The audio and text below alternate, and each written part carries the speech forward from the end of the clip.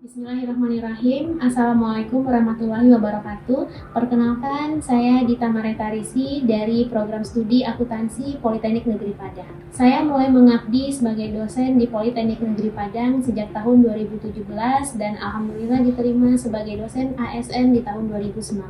Saya juga merupakan lulusan program studi D4 Akuntansi di Politeknik Negeri Padang dan lulusan Magister Akuntansi Universitas Andalas. Saya merupakan dosen yang mengajar di KBK Akuntansi Keuangan. Mata kuliah yang saya ampu selama ini merupakan Akuntansi Keuangan Lanjutan 1, Akuntansi Keuangan Lanjutan 2, Teori Akuntansi, Aplikasi Komputer Akuntansi, kemudian Praktik Akuntansi Keuangan untuk perusahaan jasa dan dagang.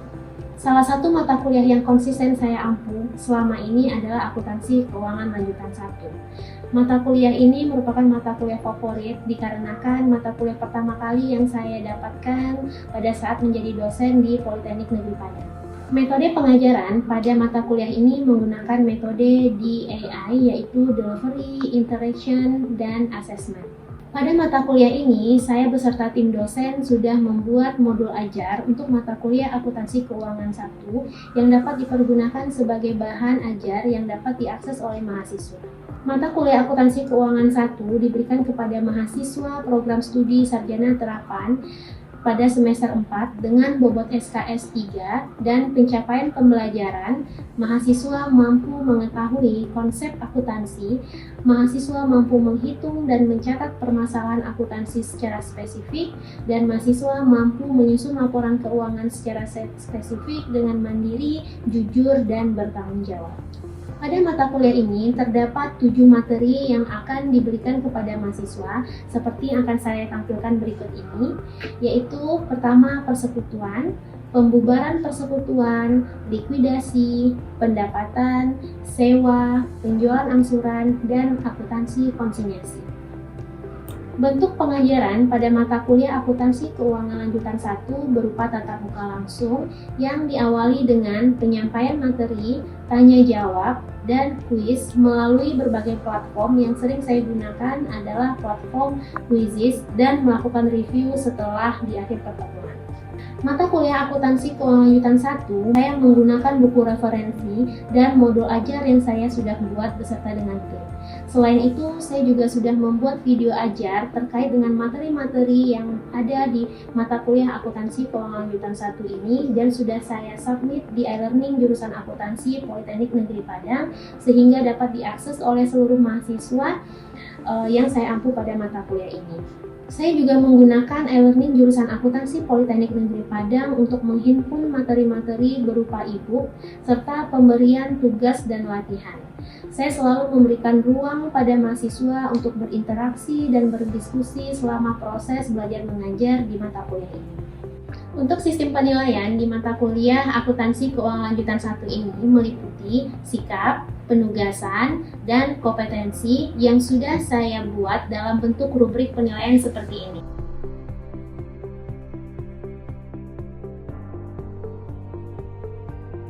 Nah, berikut adalah video ajar saya di mata kuliah Akuntansi Keuangan Lanjutan 1 untuk materi akuntansi konsinyasi.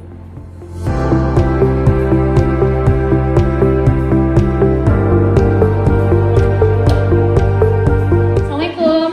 Waalaikumsalam warahmatullahi wabarakatuh.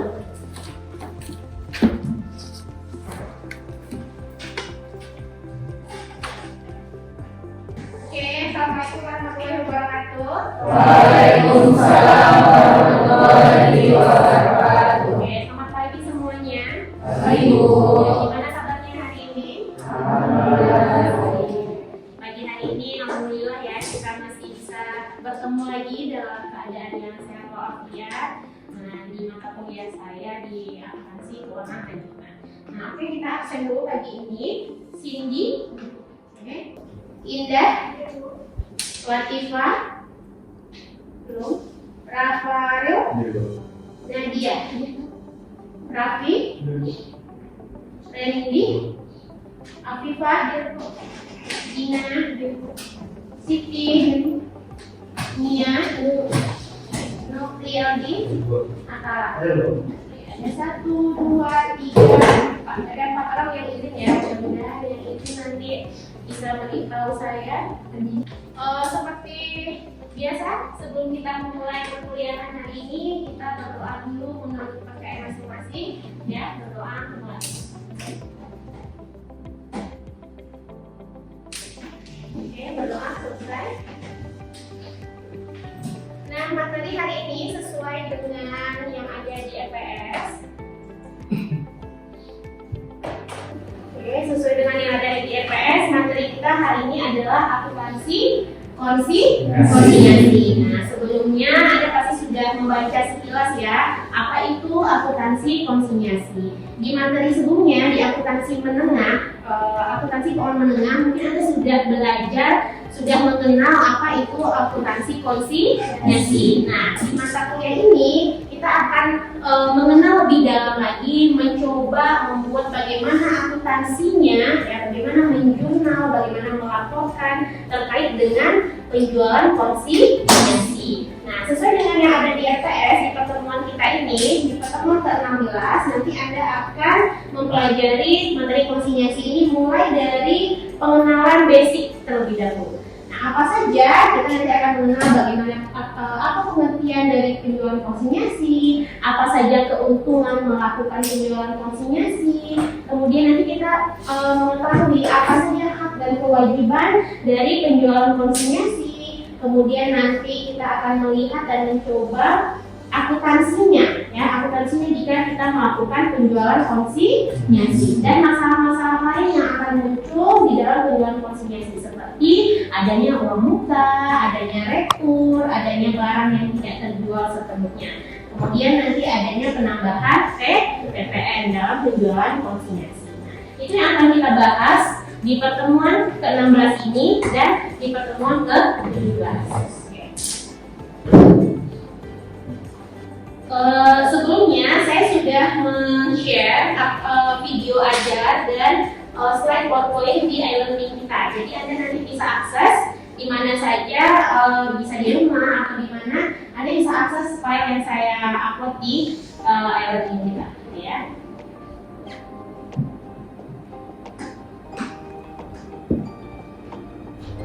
Nah, setelah Anda nanti belajar mengenai akuntansi konsinyasi, Anda nanti diharapkan mampu menjelaskan materi dasar mengenai akuntansi konsinyasi. Nanti Anda mampu membedakan apa hak dan kewajiban, ya, penjualan konsinyasi. Kemudian nanti Anda diharapkan mampu menganalisis transaksi yang terjadi pada saat melakukan penjualan konsinyasi.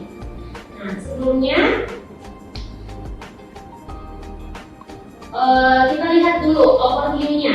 Gimana sih munculnya akuntansi konsinyasi? Apa sih bedanya dengan akuntansi reguler? Ini dia, seperti gambar yang di depan. Anda bisa lihat, seorang pembuat roti, dia bisa membuat roti, tapi dia tidak punya jiwa marketing.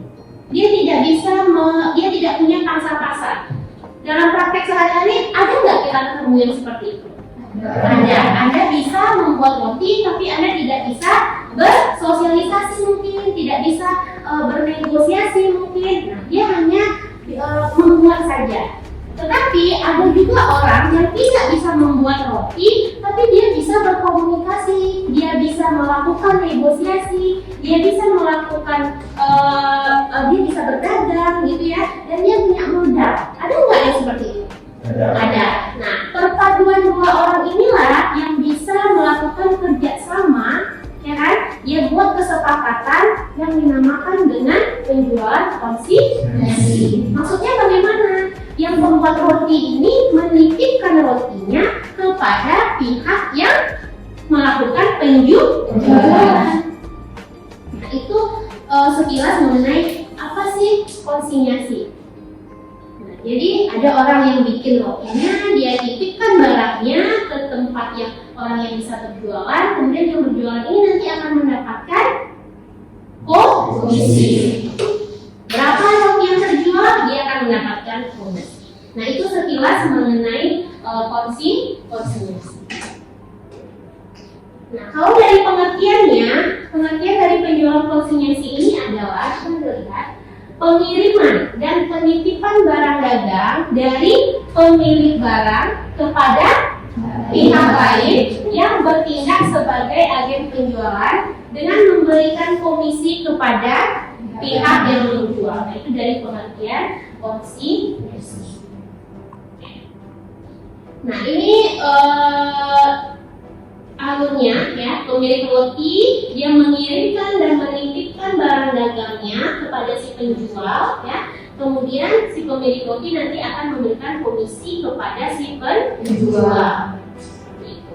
Nah, Anda harus mengetahui nih ada istilah-istilah penting di dalam penjualan konsinyasi. Karena penjualan konsinyasi ini berbeda dengan penjualan reguler yang sebelumnya. Ya, apa istilah lainnya? Kalau pemilik barang itu istilahnya adalah pengamanan atau konsinyasi.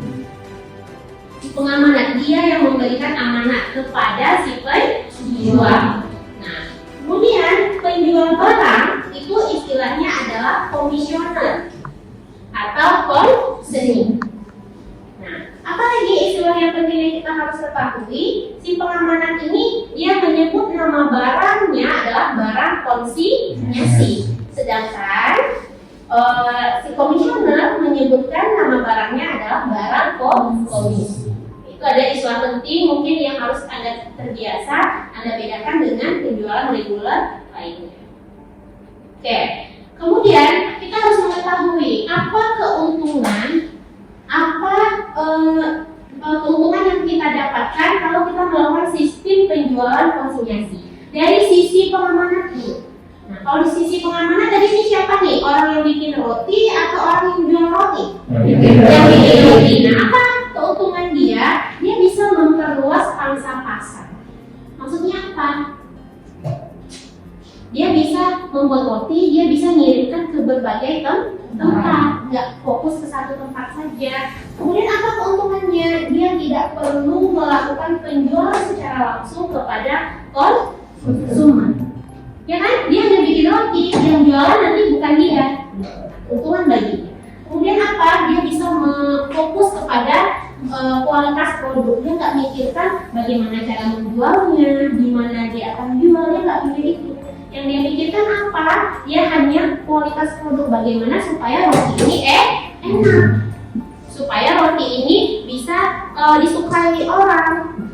Kemudian dia bisa mengurangi biaya promosi, dia bisa mengendalikan harga, kemudian dia bisa menghemat biaya SDM, pelayanan, dan biaya promosi. Itu keuntungan buat siapa? Pengamanan. Oke. Di sisi lain, ya, di sisi komisioner, ya, dia punya keuntungan apa? Yang pertama, dia bebas dari resiko tidak terjualnya produk. Terjual atau tidaknya produk bukan tanggung jawab si komisioner. Kemudian dia akan mendapatkan keuntungan fee setiap penjualan produk. Jadi berapa roti yang terjual, dia akan mendapatkan komisi dari jumlah roti yang terjual. Itu merupakan keuntungannya. Kemudian display tokonya semakin bervariasi. Kalau kita punya toko, kita menerima titipan barang dari berbagai orang, sehingga variasi produk kita jadi banyak. Tertarik nggak nanti orang ke toko kita? Ya.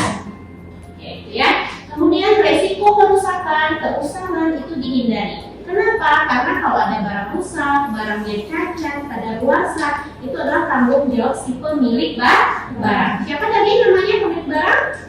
Pengamanan. Oke, bagus.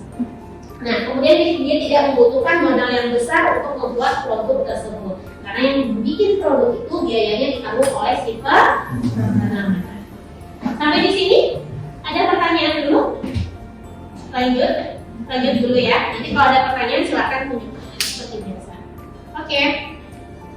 Nah, kalau ada keuntungan pasti ada kelemahan. Tidak semuanya yang kita lakukan selalu beruntung. Pasti ada kelemahannya. Apa kelemahannya di sisi pengamanan? Nah, pertama risiko kerugian. Kalau barangnya tidak terjual, ya, dia akan menanggung resiko dari biaya-biaya produksi. Karena yang kita contohkan tadi adalah sebuah roti. Nah, kemudian promosinya tidak sesuai, ya, tidak tepat sasaran. Kemudian kelemahannya kalau kita melakukan sistem penjualan konsinyasi, uangnya tidak langsung kita terima pada saat transaksi itu terjadi. Beda kan kalau kita melakukan penjualan reguler, kita jual barang, Anda langsung terima duit. Benar ya? Kalau dari sistem konsinyasi enggak, karena kita pakai pihak ketiga, kita tunggu dulu. Karena kita nggak tahu kapan terjualnya, bisa pagi hari, siang hari, ya. Nah, uangnya tidak langsung kita terima. Itu kelemahan dari penjualan konsinyasi. Nah, bagi si komisioner ingat itu siapa? Si penjual ya, si penjual. Nah, apa kelemahannya? Kalau produk tidak terjual, produk titipan tidak terjual, sama dengan dia tidak mendapatkan komisi. Sehingga apa? Dia juga harus berusaha untuk menjualkan barang titipan tersebut. Supaya apa? Dia menerima komisi. Nah, ini lanjut ya, kita lanjut. Ada pertanyaan dulu? Belum? Oke. Nah, apa lagi yang harus kita ketahui? Karena kita menerima barang dari orang, kita dititipkan barang dari orang, tentu ada hak dan kewajiban. Nah, kita lihat satu persatu. Hak dan hak dari si pengamanan. Apa hak yang harus dilakukan oleh pengamanan? Apa? Yang pertama, kepemilikan barang konsinyasi ini masih milik pengamanan sampai barang itu terjual. Nah, kemudian yang menentukan harga itu adalah si pengamanan, karena dia yang tahu berapa biaya produksinya. Kemudian dia berhak untuk menerima laporan penjualan konsinyasi. Laporan ini dia dapat dari mana? Komisioner. Oke. Hebat ya, hebat ya. Basicnya kita harus duduk dulu. Nah, yang terakhir adalah haknya dia boleh menetapkan uang muka. Biasanya kalau uang muka ini untuk produk-produk elektronik yang berat-berat ya. Tapi kalau misalnya untuk produk makanan, kalau pengamanan yang meminta menggunakan uang muka, boleh apa enggak? Boleh saja ya. Nah, apa kewajiban si pengamanan? Dia harus menanggung semua beban yang terkait dengan barang konsinyasi itu. Ya, plastiknya, kemudian bungkusnya, ya. Kalau dia pakai kardusnya juga harus ditanggung si pengamanan, karena dia yang punya barang. Kemudian kewajibannya adalah memberikan jaminan atau garansi kalau misalnya barangnya ada yang rusak. Misalnya nih kalau misalnya rotinya sudah nggak bagus, nah itu dia harus menggantinya, ya, nggak boleh lagi dijual. Kemudian kalau barangnya elektronik, dia harus memberikan garansi. Kemudian mengganti pengeluaran yang dilakukan oleh komisioner. Nah, ini maksudnya gimana nih? Ketika barang kita sudah sampai di komisioner, kemudian komisioner mengeluarkan biaya-biaya terkait barang tersebut, nanti biayanya boleh diklaim ke si pengamanan. Ya. Oke, basicnya sampai di sana. Nanti sebelum saya masuk ke contoh soal, yuk, yang mau bertanya silakan tulis tangan. Ya, silakan, Ariel. Terkait pembuatan laporan tadi, Bu. Ya. Jadi misalkan ada retur penjualan dari barang yang diberikan oleh pengamanan, misalkan ada yang tidak sesuai dengan kualitas hasilnya. Nah, dilakukan retur, apakah itu masuk ke laporan yang dibuat oleh komisioner atau enggak? Oke. Terkait retur. Nah, retur itu kan pengembalian barang ya. Misalnya tadi saya jelaskan, barangnya rusak, barangnya sudah kadaluarsa, sehingga komisioner mengembalikan barangnya ke si pengamanan. Apakah harus dilaporkan? Menurut Anda bagaimana kira-kira? Dilaporkan nggak? Iya, harus dilaporkan. Semua barang yang terkait dengan titipan, mau rusak, mau tidak terjual, mau terjual semuanya, semua harus dilaporkan. Bagaimana membuat laporannya? Nanti saya berikan formatnya. Saya tunjukkan format laporan penjualan konsinyasi. Nanti di sana ada nama barangnya, jumlah barang diterima, kemudian berapa barang terjual, atau ada barang yang rusak, kemudian di sana dilaporkan ada uang muka atau tidak, sehingga di sana jelas berapa uang yang harus disetor komisioner kepada si pengamanan. Gitu ya, Ariel ya? Paham? Oke. Ada lagi? Satu lagi, silakan. Ada yang mau bertanya? Atau sudah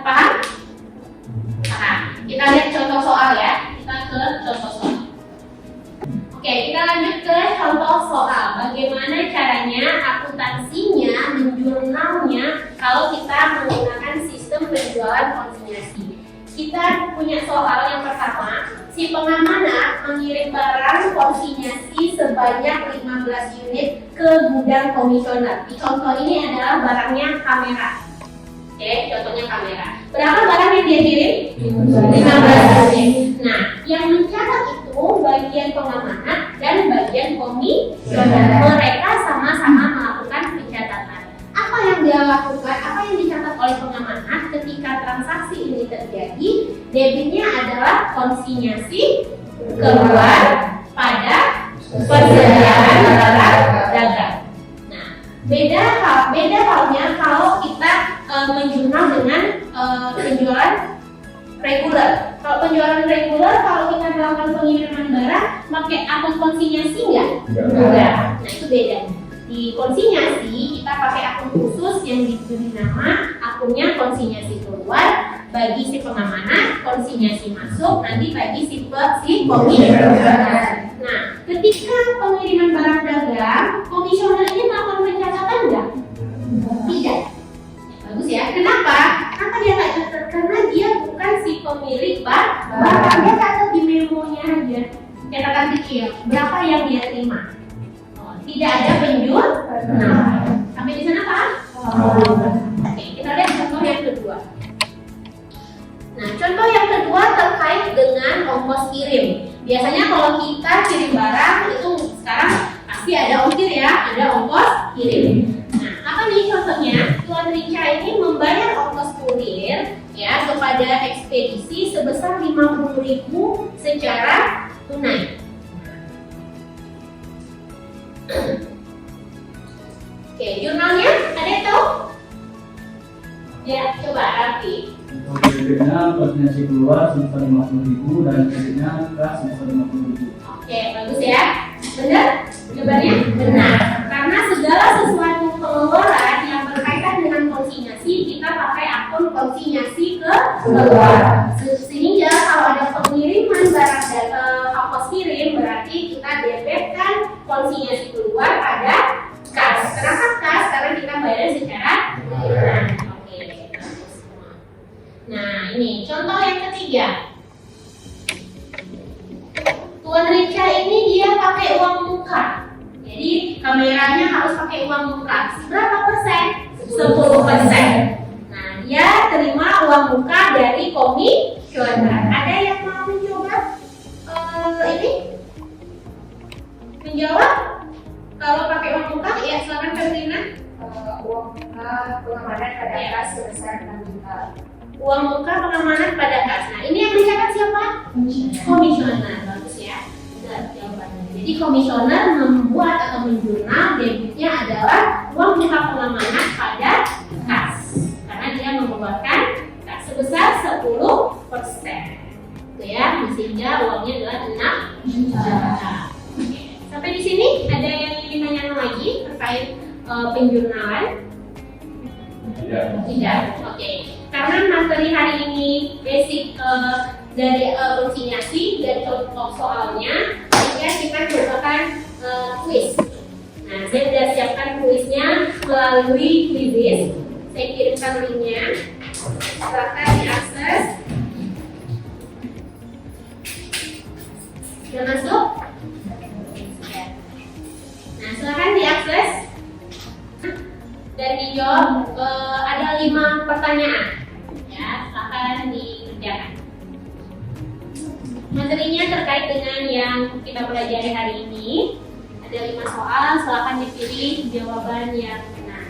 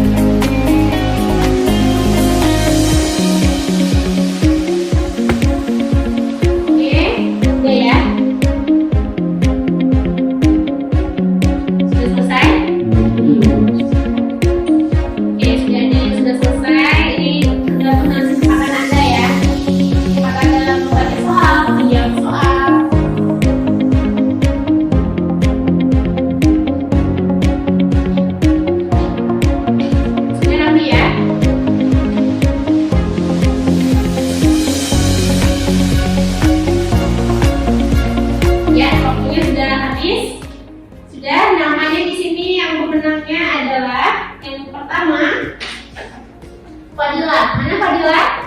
Ya, selamat ya Fadila, ranking pertama. Yang ranking kedua ada Ariel. Ariel mana Ariel? Ya, selamat Ariel. Ariel ranking kedua. Dan yang ketiga adalah Salsabila. Ya, selamat untuk Fadila, Ariel dan Salsabila. Nah, kita review ya, boleh kita review ya. Pertanyaan yang pertama, apa arti dari konsinyasi? Jawabannya adalah menitipkan barang ya, menitipkan barang kepada orang lain untuk dijual. Oke, yang kedua, siapa nama pihak yang menitipkan barang dalam konsinyasi? Nah, tadi sudah kita ini ya, pelajari. Nah, yang ketiga, dalam konsinyasi siapa pihak yang menerima barang disebut komisioner. Oke.